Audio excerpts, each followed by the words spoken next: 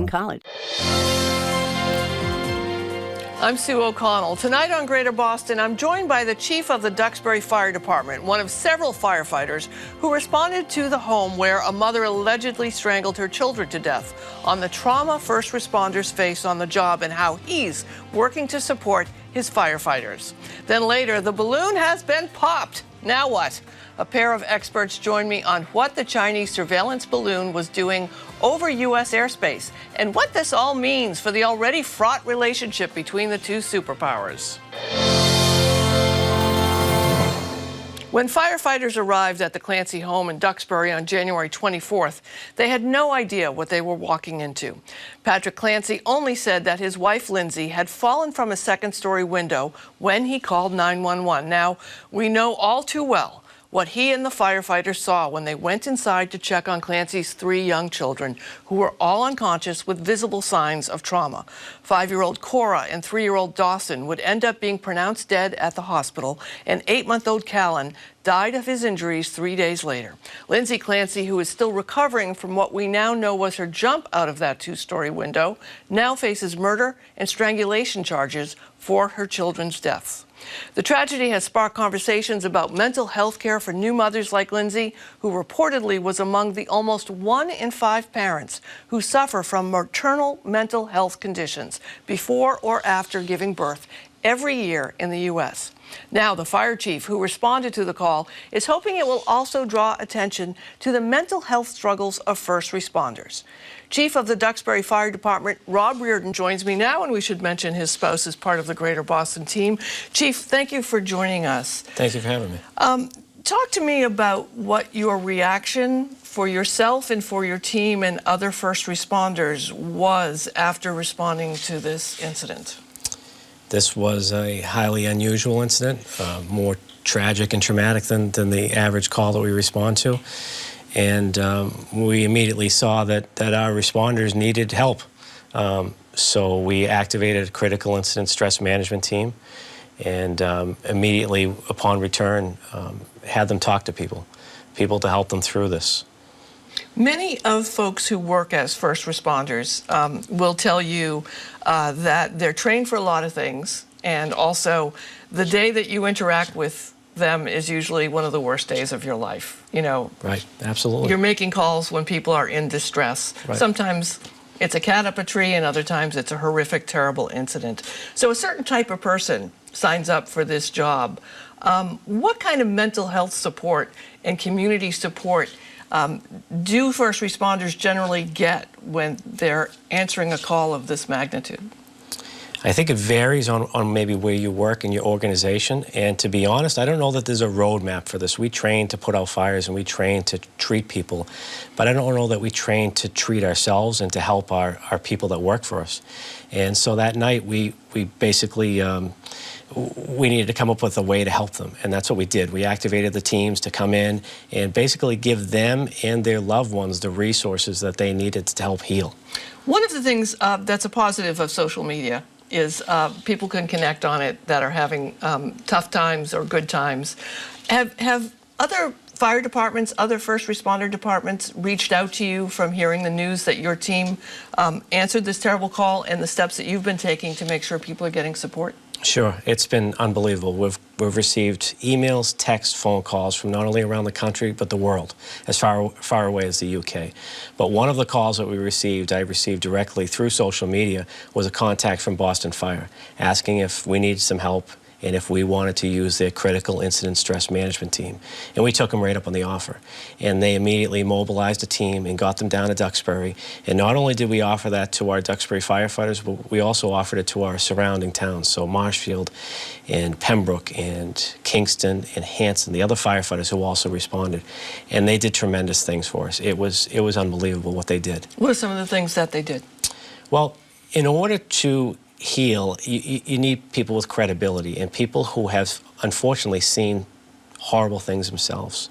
And those were the people that came there and were able to talk to us, and they set up a diffusing, they set up a debriefing, and honestly they came down every day for a week just to spend time with our members, just to talk. You know, they've been here before. They've had some tragedy in their department before, and they were tremendous to lean on. And that just shows you the brother and sisterhood. Just because they're the biggest fire department in Massachusetts, you know, they gave us so much that we honestly, I don't know how we'll ever repay it. Do you feel that there's a network now set up? I mean, you know, it's a small fire department that you have a small emergency responder, but obviously Boston's big, but all across the country there are tons of small and rural firefighter department and EMTs. Is there a network set up for this sort of critical response when you need help? Well, luckily Boston opened that network up for us, and I just hope through this other departments learn that there are resources out there. You just have to reach out and ask, and that's luckily they reached out to us to give us a hand right at the start of it, and we were able to get resources mobilized, and the resources haven't stopped. I want to show some statistics, some sobering statistics for us, for some numbers from 2017 through 2021 of firefighters who died from suicide, firefighters and EMS workers. These numbers are from the Firefighter Behavioral Health Alliance. And obviously it's a tragedy every time someone takes their life via suicide. I come from a generation of my family who were in first responders, fire department, police department. Not a lot of talking about the things that they saw, and sometimes, frankly, some substance abuse and other behaviors that, as we know, are cries for help when you're suffering with mental health challenges or with trauma that you've seen. How do you change the culture in firefighting, in the police departments, that when someone wants to ask for help or a department wants to ask for help, the culture is there to support them to do it?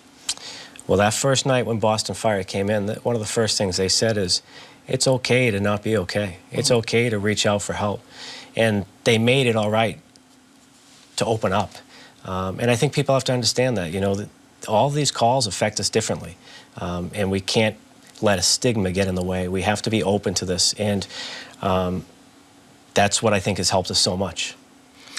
You see it more than others do. And one of the harsh realities, I think, post-COVID is the amount of help we need and access to mental health care for everyone, and the lack of availability for it. And I imagine there are a number of calls that your department makes that are mental health related and not necessarily fire related or health emergency related. Are you feeling satisfied that you get the amount of training that you need and your department gets the training in order to adequately answer those calls? We do. We have our firefighters that have attended specialized training, and I think it's imperative. We have to. Mental health cases are increasing across the United States, and we're not exempt from that. When you get a call, we talked about this before we came out onto the set. There's so many areas of response that happens when someone picks up the phone and calls 911. And one of the challenges, I have friends who work in the 911 world, and they often tell me how anxious they get that they never know how the call turns out. Or sometimes they do if it's a tragedy, but regularly they don't. Sometimes they don't know if it was a big deal or a small deal. What kind of camaraderie can we as a general public help encourage and support to everyone who is working in the first responding world? I think this case highlighted a little bit of that. So we have dispatchers that work out of our fire station. We have a regional dispatch system that dispatches 6 police and 6 fire. So that night when this happened, we brought them right into our diffusing, and the police were offered it too. But this affected so many people. This wasn't just our dispatchers, our police and fire. You have to start thinking about state police, and there's crime scene involved, and there's nurses and doctors, and it's like that onion that just keeps getting better. There's so many layers. And then there's people who weren't even there that were affected and feel guilty because they weren't there to help. And that's what you have to think about. There's just so many layers to something like this. And the families. And the families. Your families, Absolutely. The first responders' families, are they getting the kind of support that they need as well? So one other great resource Boston Fire helped us with is we brought our spouses in, and we did a spouses night. And this was a night where we basically helped them know, like, you should be watching your loved ones, and you're the first one who might notice that, you know, something isn't right. But also for them, as wives and husbands of first responders, what you can do to help yourself out. And there was support for them, because a lot of times we forget about them. But this is more than just our firefighters. This is a whole family. So we try to approach it with the Boston Fire team to support all of our families. So for the big institutional change, to make sure that first responders get the mental health support that they need, both whether it's actual therapy or just time off, what can we do as citizens? Is it a call to our town managers, to our city managers, to our mayors? Is it keeping an eye on the unions to make sure that they are advocating for first responders to make sure the protections happen when you need them? I think it's really just education.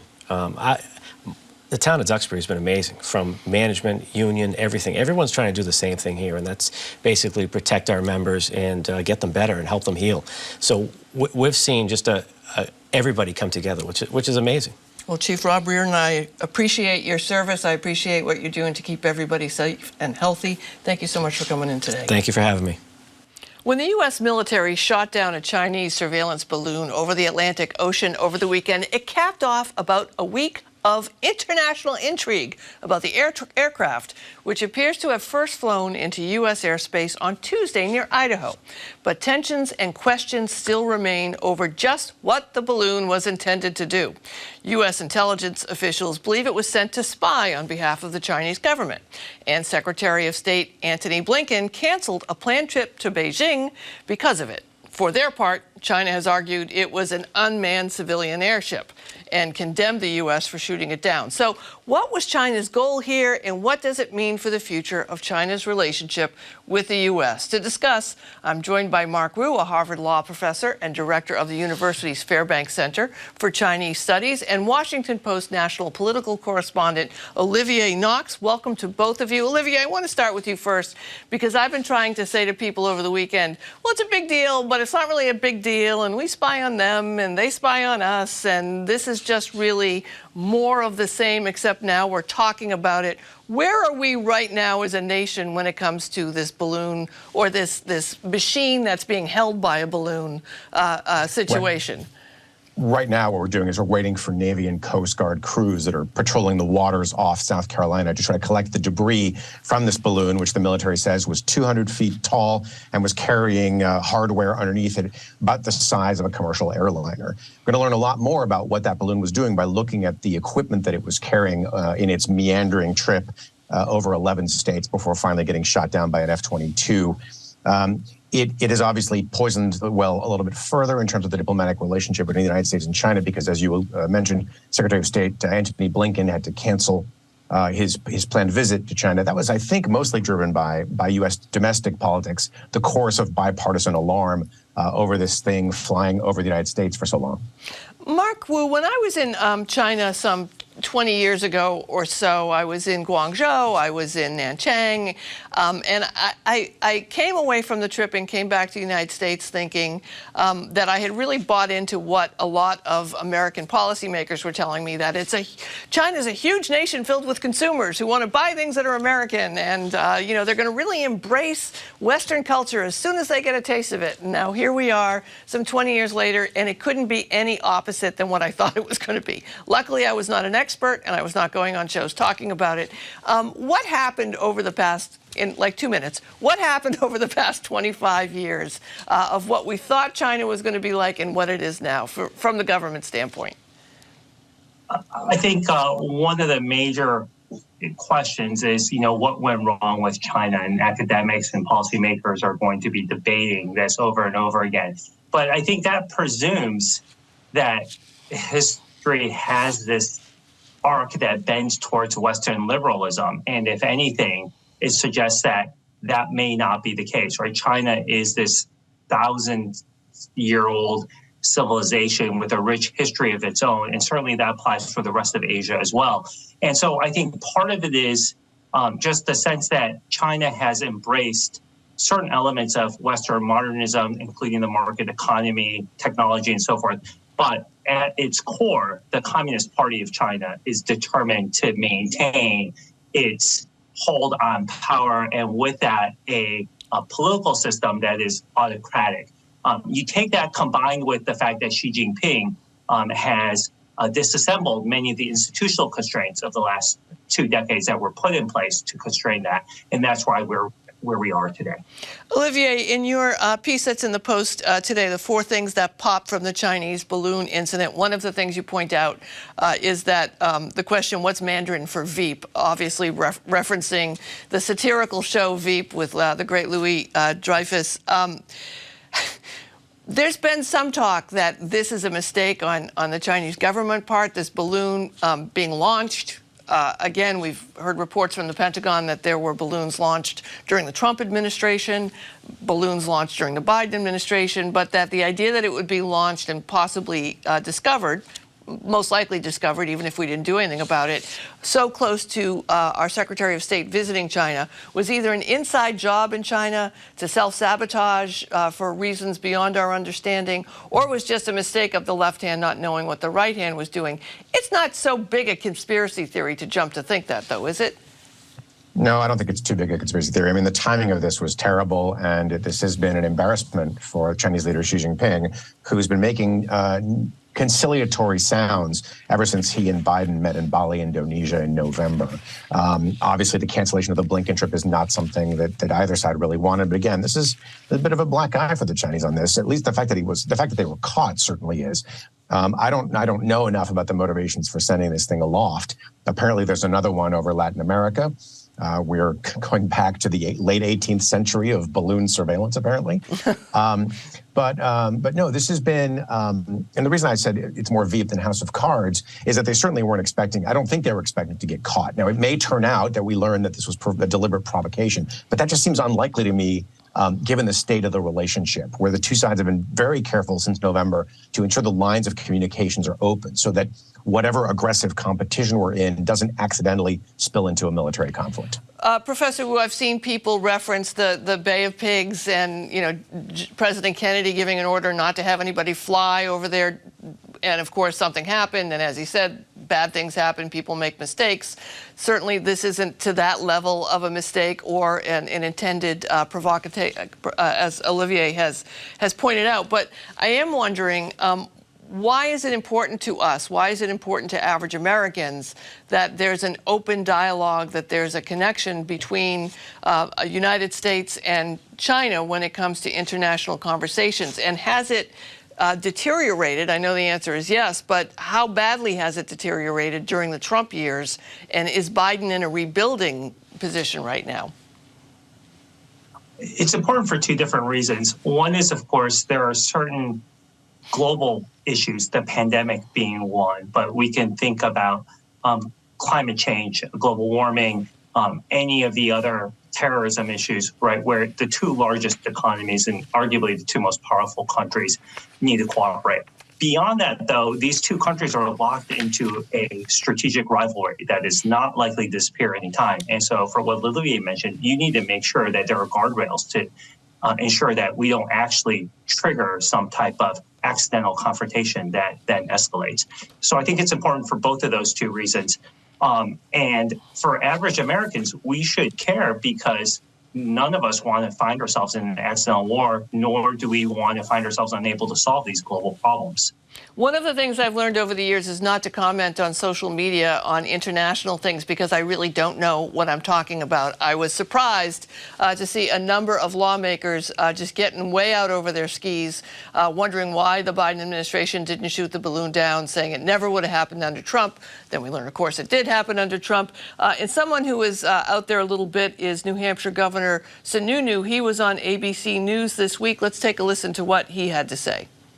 This is all about China poking at us. This is all about China testing the American resolve, whether it's with TikTok or the balloon or whatever the thing is going to be next month. They know that tensions are escalating, and they want to see what kind of leadership we have. And no, the president failed on this one.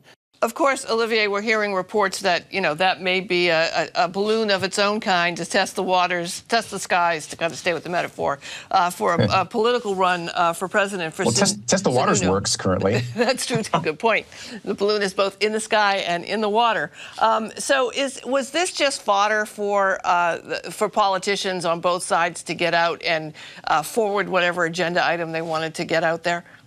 Well, a couple things. The first is that both parties are locked in this contest to show who's tougher on China. That's the current national mood.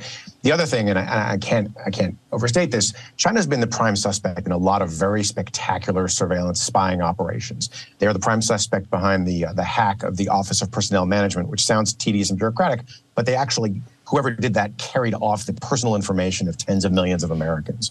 But that's not, there are two things that is not. It is not dramatic in the sense of being able to point to the sky and see a balloon overhead. And it is not as easily understood as the Chinese are spying from the air. So those are two reasons for which this really captivated the attention of a lot of people. Again, it's really simple to understand, and it's very dramatic. Professor Wu, one of the challenges, of course, when we talk about China is we're talking about the Chinese government. We're not necessarily talking about the Chinese people and the actions that the Chinese government takes and the leaders take. One of the things that I think some of the kids on social media got right was you're concerned about a balloon, but here you are on TikTok, just letting anybody who is in charge of TikTok have all your personal information. I'm exaggerating to make a point. We also had periods where our face recognition technology, which we know is being used in China for things that are not necessarily just to keep people out of the Madison Square Garden. How concerned should we be in general about the products that we use that are from China that may indeed be working to our disadvantage when it comes to our privacy, understanding that Facebook isn't very much better when it comes on that front, or Meta as it is? Well, you captured the essence. We should be concerned whenever we provide our private information to any entity with what they can do with it. That being said, what's unique about the Chinese entity is that there are laws in China which state basically the government has a right to ask the technology company to turn over any information that deems necessary for national security. And those Chinese companies will do so. And so there's a double concern there that doesn't apply in other contests in other, and so I think there's a reason to be concerned, but there's a reason to be doubly concerned when it comes to China. I want to switch a little bit, Olivier, and talk about an issue that I've brought up a bit about the Biden administration and just how sneaky I think they are on some levels. It has pained me on a number of occasions to point out that Trump was very accessible to the press on a regular basis. I'm sure his staff was pained by how accessible Trump was, getting on and off the helicopter, getting on and off the plane. Biden has not been that accessible. We're considering, although he followed the letter of the law when it came to disclosing to the Department of Justice when they discovered the classified documents in his possession, but he didn't notify the American public, wasn't compelled to, but he didn't. Obviously, the midterms were happening right there. You point out in the Post that Biden does indeed, you think, have a transparency problem. How does that relate to the balloon?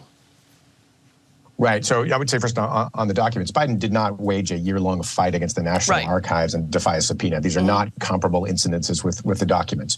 But on the Biden front, no, they do have a transparency problem. There's no reason to think that they would have disclosed the document situation unless CBS News had reported on it months after the officials first searched Biden's offices at a think tank in D.C. Likewise, there's not really much reason to think that they would have disclosed this balloon incident, for lack of a better term, except for the fact that ordinary Americans and news outlets could capture footage of it. Only then did we start hearing about it. I mean, it first drifted over American airspace and territory on January 31st. The first Pentagon statement came after it floated back into American airspace after flying over Canada for a while on Tuesday, I believe. It took them a while to acknowledge that this was going on, and I think really their hand was forced by the fact that people could post on social media really rather high quality video and photos of this amazing phenomenon. So, Professor Wu, when the Olympics were happening, I think there were hopes in China that this would be a push forward to rebuilding the image of China in the world and certainly polishing it. Obviously, the war in Ukraine had just begun. What does China need to do now in order to get to where they want to be in the world's view?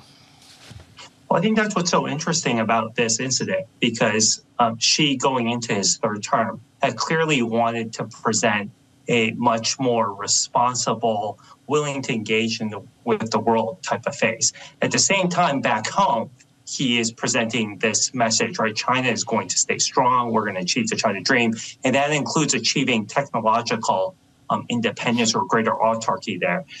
So there's two different messages that are resonating. And really, I think the West has gotten sophisticated enough that it looks not just at what China is saying, but what it's doing back home. So without some changes to the messaging back home and its actions back home, I really have a hard time envisioning how the West's picture of China as a strategic rival is going to change anytime soon. Olivier, as we wrap up now, do you think the meeting will be back on soon? Do you think Secretary of State Blinken will be traveling to Beijing anytime in the near future, or is this going to be a negotiated conversation between the nations? I think they're going to negotiate their way back to having this visit on the books. It is in the interest of both countries to have this kind of high-level meeting. The Biden administration has made a point since that meeting in Bali between Xi Jinping and President Biden. They've made a point of sending senior officials to China. Treasury Secretary Janet Yellen. A number of senior Biden aides have met with their counterparts. The defense secretary has, Yellen has, Blinken has. So they're clearly invested in this being a robust dialogue, what diplomats call a frank and candid exchange of views when they mean to indicate a shouting disagreement. So I think they're going to build back to a place where Blinken can go. What is not clear to me is what was left on the table because of this postponement. I'm not sure that anyone expected any breakthroughs. I think this was more of a maintenance conversation, but I do think they're going to want to get this back on the books as soon as possible. Olivier Knox, Mark Wu, I thank both of you for joining us with your expertise. Thanks so much. That's it for tonight. We'll be back tomorrow. I'm Sue O'Connell. Thanks for watching. Good night.